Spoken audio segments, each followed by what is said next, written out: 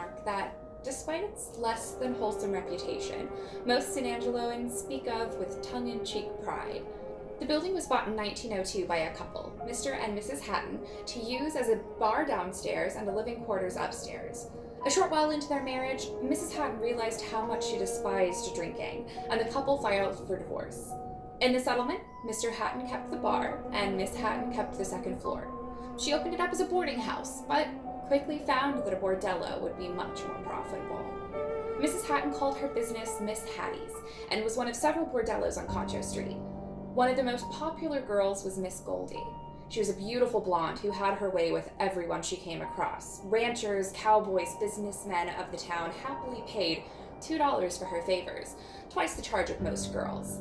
Goldie was in great demand, had her own private sitting room, and collected many trinkets, including medals of war from her soldier callers, and lived quite happily and comfortably until the bordello closed down for good in 1951. She was last seen selling flowers on the corner of Concho and Chadbird, but it is believed that she died destitute and alone.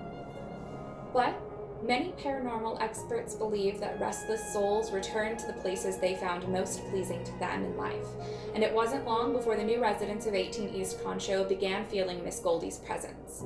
The bordello is now a museum, and the owner, Mark, was upstairs doing repairs in Miss Goldie's sitting room one day, repairing her original settee when he felt a hand grasp his shoulder. Thinking it was his wife, Laura, he reached up to touch her hand and found no one there. The employees in the jewelry store below often hear footsteps walking through the bordello when it's locked up tight. They will hear the doorbell to the shop ring, indicating a visitor has arrived, but nothing is there but an intense cold spot. A paranormal investigation group from Austin came in once to see if they could record some of the paranormal activity.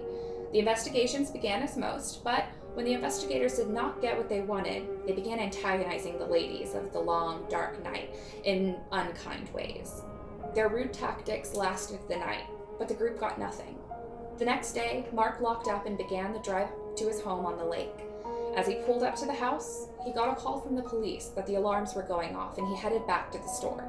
The motion detector had been set off in the kitchen, but there was no one inside. They made a sweep, locked up, and he left.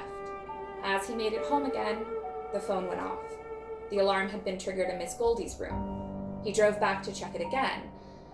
He made it home and made it into bed before the police called for the third time.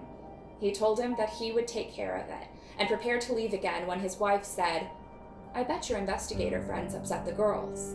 You should apologize to them." As he made it up the stairs to the old bordello to reset the alarm, he apologized to the ladies and let them know that no one would be back to investigate them again. They haven't had a problem with the alarm since. If you want to catch a glimpse of the girls, or possibly Miss Hattie herself, you are more than welcome to visit the museum. Just make sure you're on your best behavior, because the ladies are always watching.